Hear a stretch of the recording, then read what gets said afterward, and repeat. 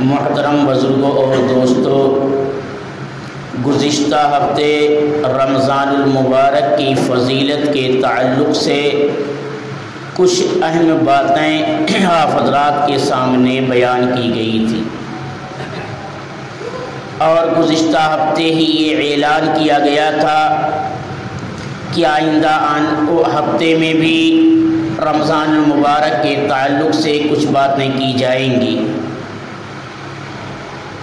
بہرحال رمضان کے تعلق سے تو چند باتیں انشاءاللہ سامنے آئیں گی ہی، لیکن اس سے پہلے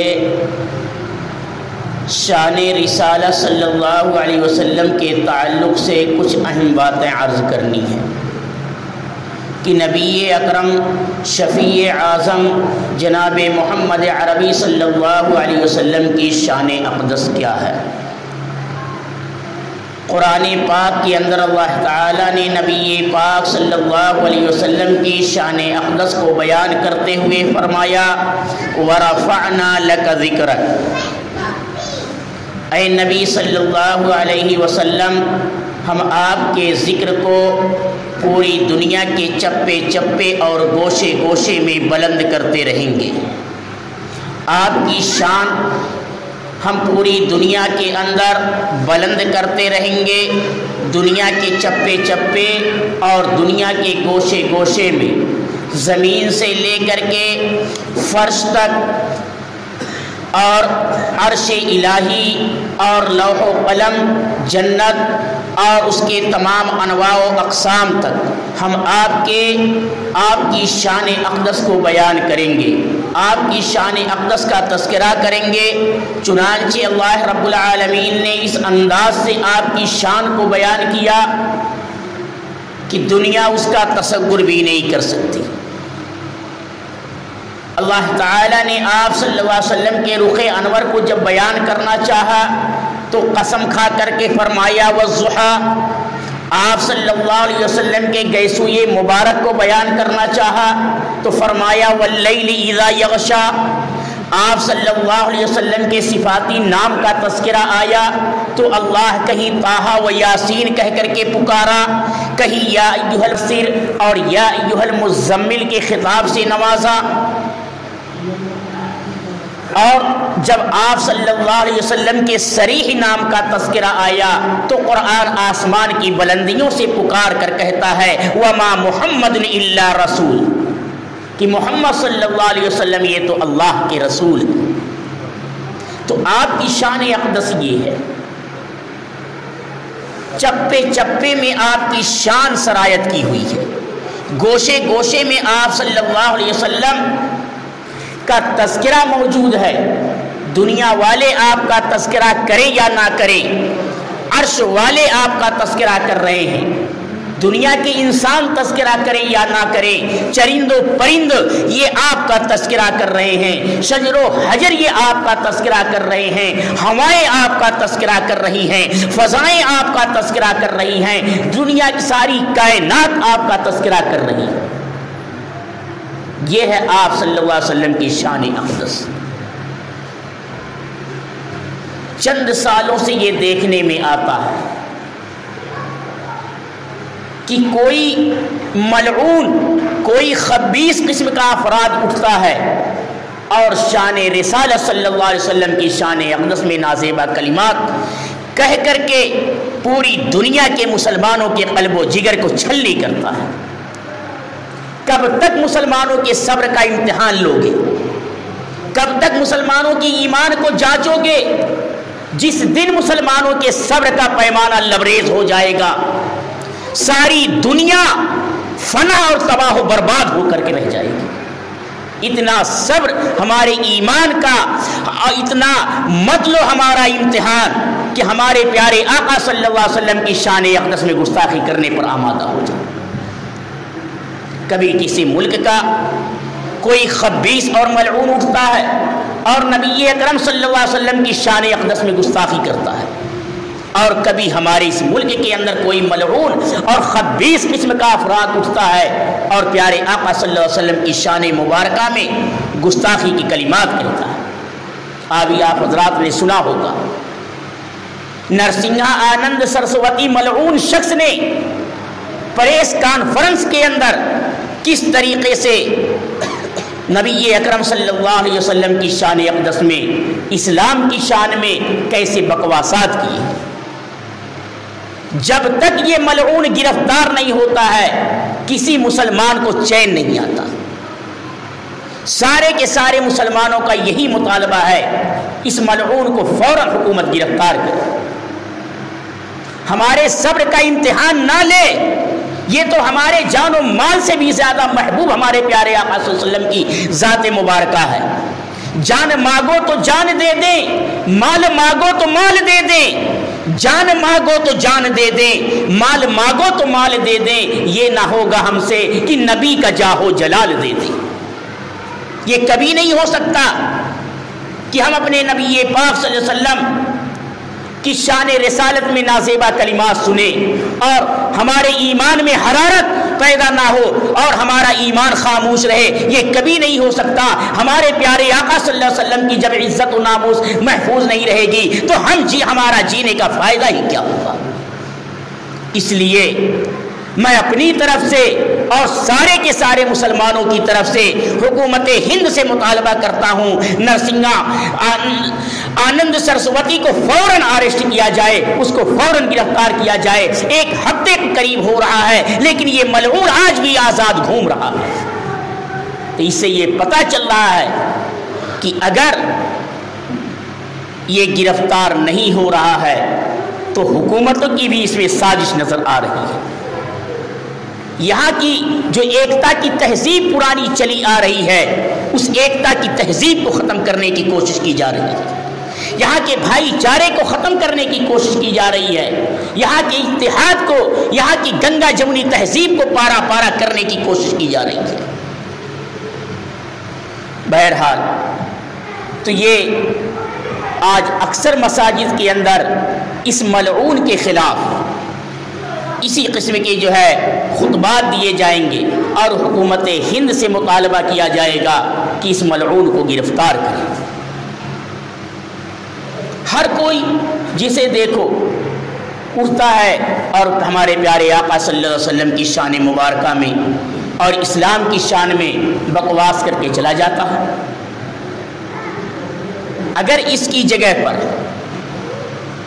تصور کیجئے کوئی مسلمان ہوتا اور ان کے دیوی دیوتاؤں کے خلاف کوئی کلمات کا ہوتا تو آج کیا سے کیا ہو گیا ہوتا. آج کیا سے کیا ہو گیا ہوتا. تو یہ گونگی بہری سرکار پھر حرکت میں آ جاتی یا اس کے ظالم پولیس یہ فوراً حرکت میں آ جاتی جیسا کہ اس سے پہلے ہوا تھا.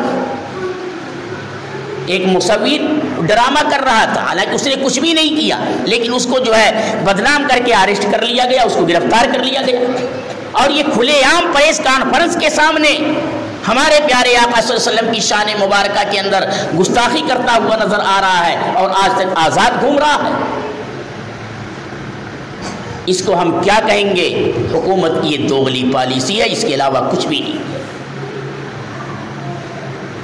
بہرحال واقعی دل تو بہت زیادہ ہر ایک ایمان والے کا چھلنی ہے اس خبیث کے کلمات سے. اس نے ہمارے پیارے آقا صلی اللہ علیہ وسلم کی شان مبارکہ میں نازیبہ کلمات کہے. کیا کلمات کہے؟ کوئی مسلمان اس کلمات کو دہرانے کی ہمت نہیں کر سکتا. لیکن پھر بھی یہ مطالبہ ہے حکومت سے سارے ایمان والوں کا، سارے مسلمانوں کا کہ اس ملعون شخص کو فوراً گرفتار کیا جائے اور اس کو جیل کی سلاخوں میں ڈالا جائے اور ایسے قانون یہاں پر بنائے جائیں کہ آئندہ کسی خبیث اور ملعون شخص کی یہ ہمت نہ ہونے پائے کہ ہمارے پیارے آقا صلی اللہ علیہ وسلم کی شان میں یا اسلام کی شان میں کوئی نازیبہ کلمات کہہ سکے. جب تک ایسے قوانین نہیں بنیں گے اس قسم کے بے لگام افراد اٹھتے رہیں گے اور مسلمانوں کے جذبات سے کھلواڑ کرتے رہیں گے. سوچا کیا تھا کہ موضوع رمضان المبارک کا مقدس مہینہ آ رہا ہے. رمضان کے تعلق سے کچھ اہم باتیں ہم اپنے سامعین کو بتلائیں گے، اپنے مسلیوں کو بتلائیں گے. لیکن ایسے حالات، ایسے واقعات رونما ہو جاتے ہیں کہ دل چھلنی چھلنی ہو جاتا ہے، ہر ایک ایمان والے کا دل زخمی ہو جاتا ہے۔ بہرحال میرے عزیزوں، میرے نوجوانوں، ہم اور آپ جس دور سے گزر رہے ہیں یہ بڑا صبر آزما دور ہے۔ فرقہ پرست عناصر یہ چاہ رہے ہیں کہ ہم کوئی ایسا قدم اٹھائیں کہ مسلمان جس سے جذبات میں آ کر کے سڑکوں پر نکل آئے، سڑکوں پر نکل آئے اور پھر وہ تماشا ہو جو ان کا مقصد ہے، لیکن انشاءاللہ یہ اپنے مقصد میں کبھی کامیاب ہونے نہیں پائیں گے۔ صبر کیجئے، اللہ سے دعائیں کیجئے، اور انہی صبر اور اللہ سے دعاؤں کے ذریعے سے ان ظالموں کی سازشوں کو ناکام کیجیے۔ سڑکوں پر نکلنے سے، شور و شغب کرنے سے کوئی فائدہ حاصل ہونے والا نہیں ہے سوائے فرقہ پرستوں کے۔ اس کا فائدہ براہ راست فرقہ پرستوں کو ہوگا جو وہ چاہ رہے ہیں کہ مسلمان جذبات کی رو میں بہتا ہوا سڑکوں پر آ جائے اور پھر وہ تماشا ہو جیسا کہ اس سے پہلے کئی واقعات میں ہو چکے ہیں۔ تو یہ تلقین اور مسلمانوں سے یہ اپیل کی جاتی ہے کہ جذبات کے اندر نہ آئیں۔ نبی پاک صلی اللہ علیہ وسلم کی مکۃ المکرمہ والی زندگی ہے۔ آپ صلی اللہ علیہ وسلم کو لوگ کتنا ستا رہے ہیں، کتنی تکلیفیں پہنچا رہے ہیں، ہمارے پیارے آقا صلی اللہ علیہ وسلم نے صبر کیا اور صحابہ رضی اللہ عنہم کو صبر کی تلقین۔ لیکن جب آپ مکے سے مدینے آ گئے، وہاں ایک مکمل آپ کو قوت اور طاقت حاصل ہو گئی، مسلمانوں کی ایک جمعیت ہو گئی۔ پھر اگر کوئی آپ صلی اللہ علیہ وسلم کو روحانی یا جسمانی تکلیف پہنچانے کی بھی کوشش کرتا ہے تو صحابہ اس کے خلاف کھڑے ہو جاتے ہیں، صحابہ اس کے خلاف کھڑے ہو جاتے ہیں۔ تواریخ کے اندر ایک دو واقعات نہیں، کئی واقعات اس قسم کے رقم انداز ہیں۔ کعب بن اشرف جو یہودیوں کے قبیلے کا بہت بڑا سردار تھا، اس نے نبی پاک صلی اللہ علیہ وسلم کی شان اقدس میں گستاخی کی، شان اقدس میں گستاخی کی۔ چونکہ مدینہ ایک ریاست بن چکی تھی، اب مسلمان ایک پاور، ایک قوت کے اندر آ چکے تھے۔ نبی پاک صلی اللہ علیہ وسلم کا اشارہ ہوتا ہے، دو صحابی جاتے ہیں اس کی گردن الگ کر دیتے ہیں۔ ہمارے پیارے آقا صلی اللہ علیہ وسلم کی شان میں ایسے نازیبہ کلمات کہے جائیں جس سے مسلمانوں کی ایمان کا اور روحانیت کا براہ راست تعلق ہے، اس کو تو دنیا کا مسلمان گوارا نہیں کر سکتا۔ اور پھر تاریخ کے جھروکے میں جھانکتے جائیے، ہر زمانے کے اندر ایسے ملعون افراد اٹھے ہیں جنہوں نے پیغمبر اسلام صلی اللہ علیہ وسلم کی شان مبارکہ میں نازیبہ کلمات کہی، اور اس وقت کے مسلمانوں نے ان کے ساتھ کیا معاملہ کیا تاریخ کے اوراق میں وہ بھی رقم ہے۔ اور یہ چند سالوں سے ہم دیکھ رہے ہیں یہ سلسلہ تو دراز سے دراز تر ہوتا جا رہا ہے، یہ سلسلہ بڑھتے ہی جا رہا ہے، رکنے کا نام ہی نہیں لے رہا۔ تو اس کا واحد حل اور طریقہ یہی ہے کہ ہم صبر کریں اور اللہ سے فریاد کریں۔ یقیناً یہ ہمارے ایمان کی کمزوری ہے، ہمارے ایمان کی کمزوری ہے۔ ہم ایسے حالات کے اندر اللہ سے فریاد کریں، اللہ سے دعائیں کریں۔ اللہ ہی حقیقی ناصر و مددگار ہے، حقیقی محافظ ہے۔ اللہ کی طرف تو متوجہ ہو۔ حالات کتنے پرخطر ہوتے جا رہے ہیں، اور ایک ہم ہیں کہ ذرہ برابر اللہ کی طرف مائل ہونے کی کوشش نہیں کر رہے ہیں، خاص طور سے ہمارا نوجوان طبقہ۔ کس انداز سے ہم اپنے نوجوانوں کو سمجھائیں، کس انداز سے ہم اپنے نوجوانوں کو بتلائیں کہ تمہاری جگہ پٹیوں پر بیٹھنے کی نہیں ہے۔ حالات بہت زیادہ بدل چکے ہیں، بہت زیادہ حالات بد سے بدتر ہوتے جا رہے ہیں، ہمارے خلاف دن بدن حالات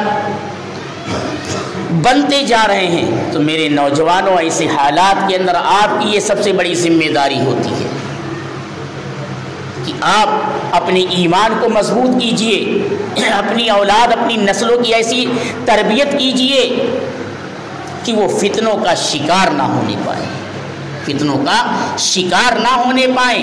یہ اسی صورت میں ہوگا جب ہم اپنے ایمان کو مضبوط کرنے کی فکر کریں گے، اپنے ایمان کو مضبوط کرنے کی فکر کریں گے، تبھی جا کر کے ہماری اولاد کی ایمان مضبوط ہوں گے۔ ورنہ جو حالات بنتے جا رہے ہیں، اللہ ہر ایک ایمان والے کی ایمان کی حفاظت فرمائے۔ جب یہ طوفان اٹھے گا جو بالکل قریب آ چکا ہے، تو لاکھوں نہیں کروڑوں کی تعداد میں ایمان والے مرتد ہوتے نظر آ رہے ہیں، کروڑوں کی تعداد میں۔ اس کا واحد حل، واحد راستہ یہی ہے کہ ہم زیادہ سے زیادہ اپنے ایمان کی فکر کریں، اپنی اولاد کی، اپنے خاندان والوں کی ایمان کی فکر کریں کہ کس طریقے سے ان کا ایمان محفوظ ہو، کس طریقے سے آئندہ آنے والی نسلیں ہماری ایمان پر ثابت قدم ہیں۔ ایمان کے مضبوط کرنے کے جو ذرائع تھے، دن بدن اس کو کھوکھلا کیا جا رہا ہے، دن بدن اس کو کھوکھلا کیا جا رہا ہے۔ ایمان کا محافظ، اسلام کا محافظ، سب سے زیادہ مضبوط قلعہ مدارس اسلامیہ ہے، یاد رکھیے۔ ایمان و اسلام کے محافظ اور سب سے زیادہ مضبوط قلعے مدارس اسلامیہ، مکاتب اسلامیہ ہیں۔ آج کس سازش کے تحت مدارس اسلامیہ کو نیست نابود کرنے کی کوششیں کی جا رہی ہیں؟ دشمن ہم سے زیادہ ہماری تاریخ کے بارے میں واقف ہے کہ ایمان کی روحانیت، مسلمانوں کی روحانیت کو، مسلمانوں کی ایمان کو کیسے ختم کیا جا سکتا ہے، اس پاور کو ختم کرنے کی کوشش کر رہا ہے۔ جہاں سے انگریزوں نے ایک قدم اٹھایا، اور جب انگریزوں کا تسلط ہمارے ملک کے اندر ہوا، انہوں نے ہزاروں مدرسوں پر بلڈوزر چلا دیا، بلڈنگوں کو توڑ دیا، عمارتوں کو توڑ دیا، لیکن وقت کے علماء سنبھلے اور پھر اپنے گھر کو، اپنی مسجد کو مدرسہ بنا دیا کہ مدرسہ یہ عمارتوں کا نام نہیں ہوتا، جو عالم جس مقام پر بیٹھ گیا وہ مدرسہ بن جاتا ہے۔ اگر عالم انار کے درخت کے نیچے بن گیا تو وہ مدرسہ بن گیا، اگر عالم جنگل میں بیٹھ گیا وہ مدرسہ بن گیا، اگر میدان میں بیٹھ گیا پڑھنے والے آ گئے وہ مدرسہ بن گیا۔ مدرسہ صرف عمارتوں کا نام نہیں ہوتا۔ حضرت مولانا قاسم نانوتوی رحمۃ اللہ علیہ ایک انار کے درخت کے نیچے بیٹھ گئے، ایک انار کے درخت کے نیچے بیٹھ گئے، اور پھر وہ ایسا عظیم الشان مدرسہ بنا کہ دنیا کا، اسلامی دنیا میں علمی اعتبار سے سب سے بڑا مدرسہ اور علمی سب سے بڑا مرکز دارالعلوم دیوبند بن گیا۔ تو مدرسہ صرف عمارتوں کا نام نہیں ہے۔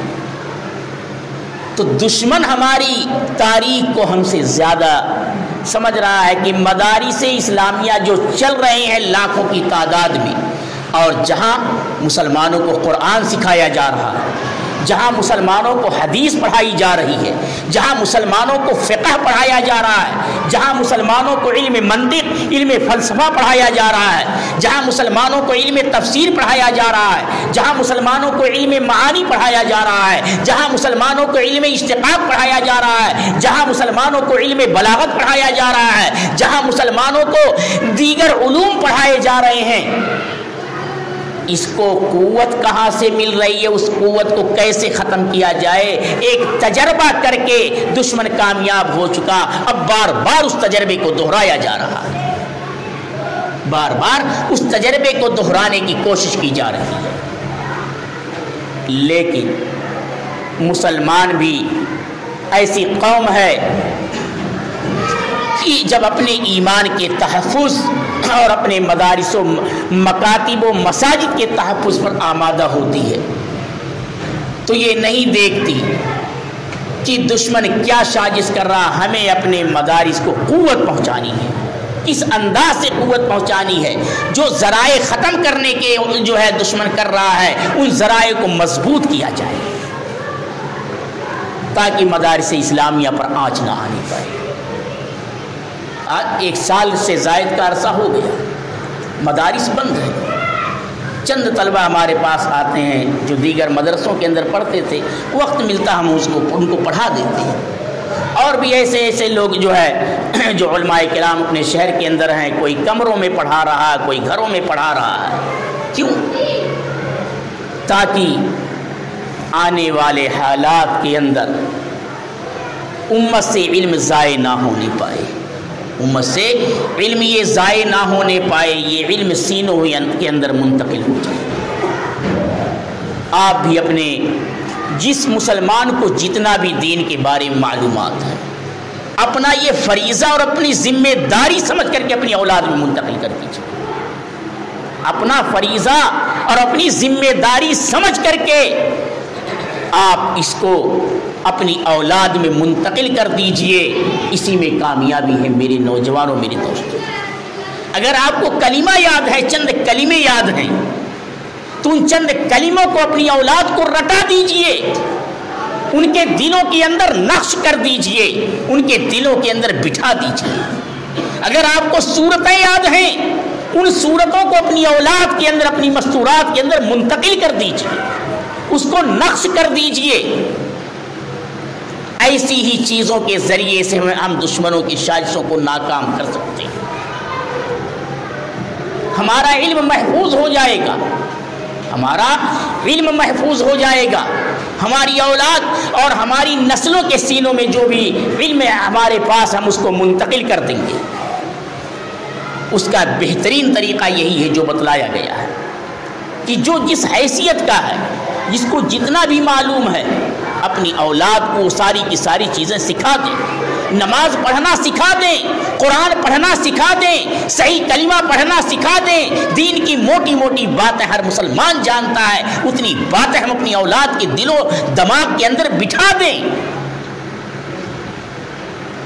ہمارا نوجوان، ہماری آنے والی نسل کسی بھی حال میں رہے لیکن ایمان کی حالت میں رہے، یہ فکر ہونی چاہیے، یہ فکر ہونی چاہیے۔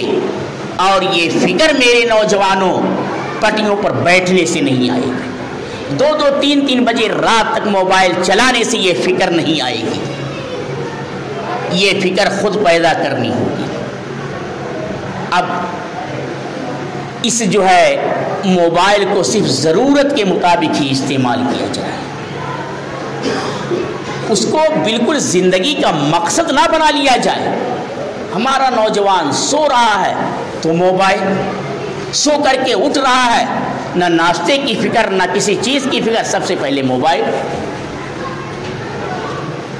یہ کیا کہاں جا رہی ہماری نسل؟ کس تباہی کے دہانے پر پہنچ گئی ہے ہماری نسل؟ کیسے ہم اپنی اولاد کی تربیت کریں گے جب ہم خود ایمان پر قائم نہیں ہیں؟ تو کیا امید کی جائے کہ ہماری آنے والی نسلیں یہ ایمان پر قائم رہیں گی، ایمان پر ثابت قدم رہیں گی؟ آج ہر مسجد سے ہمارا مؤذن حی علی الصلاۃ، حی علی الفلاح کی صدا لگاتا ہے۔ میرے مسلمانوں، آ جاؤ نماز کے لیے، آ جاؤ، کامیابی کا راستہ یہ ہے، فلاح کا راستہ یہ ہے، آ جاؤ۔ لیکن کیا مجال ہمارا نوجوان پٹیے پر سے اٹھ کر کے مسجد پر آ جائے، یا ہمارے وہ نوجوان جو میدان میں کرکٹ کھیلنے میں مشغول ہیں اس آواز پر لبیک کہتے ہوئے کرکٹ چھوڑ کر کے مسجد کے اندر آ جائے، یا ہمارے وہ گودام والے نوجوان، گودام والے اور جو ہے کاریگر اور مالکان سارے کے سارے سب یہ آواز سن رہے ہیں، حی علی الصلاۃ، حی علی الفلاح، کیا مجال کہ اپنے کاروبار کو چھوڑ کر کے آ جائیں کہ رب کائنات کی طرف سے یہ آواز لگائی جا رہی ہے۔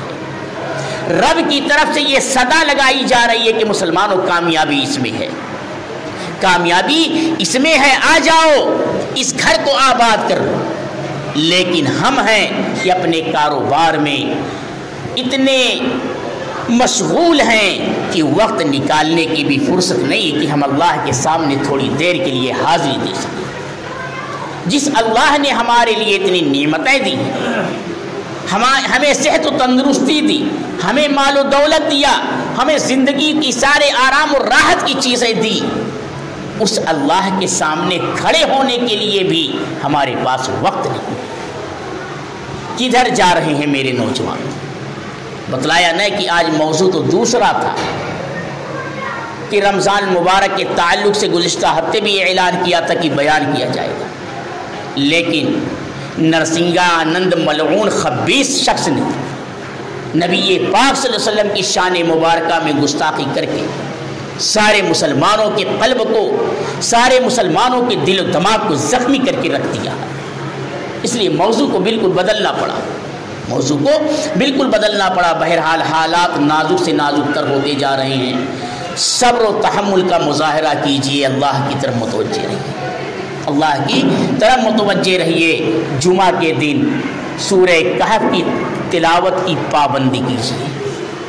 جمعہ ویسے روزانہ اگر وقت ملے روزانہ سورہ کہف کی تلاوت کیجیے، لیکن جمعہ کے دن خاص طور سے سورہ کہف کی تلاوت کیجیے۔ سورہ کہف کے اندر اللہ نے یہ تاثیر رکھی ہے کہ جمعے کے دن جو شخص بھی سورہ کہف کی تلاوت کر لیتا ہے پورے ہفتے وہ ہر قسم کے فتنوں سے محفوظ رہتا ہے۔ فتنہ دجال کے ظہور کا وقت بھی قریب سے قریب تر ہے، اور سیدنا امام المہدی کے نکلنے کا بھی وقت سے قریب تر ہے۔ ان کے بھی نکلنے کے حالات بنہایت تیزی کے ساتھ دنیا کے خطے میں بنتے جا رہے ہیں۔ کب امام مہدی کے ظہور کی خبر آ جائے کوئی نہیں کہہ سکتا۔ حالات بن چکے ہیں، ساری نشانیاں پوری ہو چکی ہیں۔ احادیث مبارکہ کے اندر ظہور مہدی کی جتنی نشانیاں بیان کی گئی ہیں ساری نشانیاں پوری ہو چکی ہیں، بس کب، کیسے، کس وقت امام مہدی کے ظہور کی خبر آ جائے، جو مسلمانوں کے عظیم قائد ہوں گے، اور پھر دنیا کے اندر دنیا دو حصوں میں بٹے گی، ایک کفر ایک اسلام، ایک خیر ایک شر، دو حصوں میں پوری دنیا بٹ جائے گی۔ خیر والے امام مہدی کے جھنڈے کے نیچے جمع ہوتے چلے جائیں گے، اور شر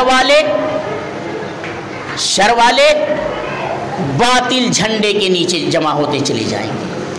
اور ایک حیرت کی بات یہ ہے، باطل جھنڈے کے نیچے سب سے پہلے جمع ہونے والے مسلمان ہوں گے، نام کے مسلمان ہوں گے باطل جھنڈوں کے نیچے، اور امام مہدی کی مخالفت کرنے والے، امام مہدی کی مخالفت، میں اپنی طرف سے نہیں کہ حدیث کی روشنی میں بتلا رہا ہوں، حدیث پاک کے اندر صاف لکھا ہوا ہے 70,000 مسلمان سب سے پہلے نکلیں گے امام مہدی کی مخالفت کرنے کے لیے۔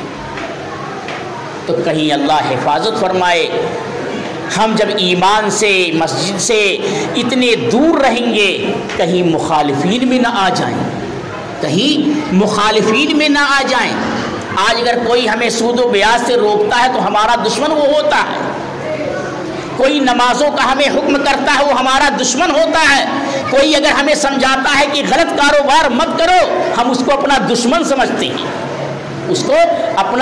سمجھتے ہیں، کہیں یہی دشمنی سمجھانے والوں کے ساتھ جو ہم کر رہے ہیں یہی دشمنی ہمیں امام مہدی کے خلاف نہ کھڑا کر دے، تو ہم اب سے کم مسجدوں کو تو آباد کرنے والے بن جائیں۔